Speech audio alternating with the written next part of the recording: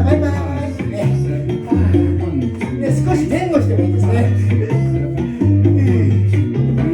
後ろに下がるときに壁にぶつからないように。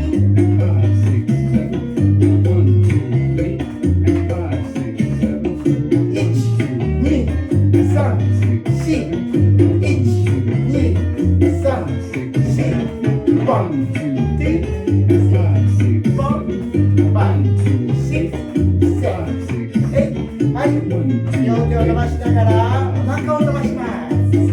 骨盤をまっすぐに脇を開いて指先まで息を吐きます。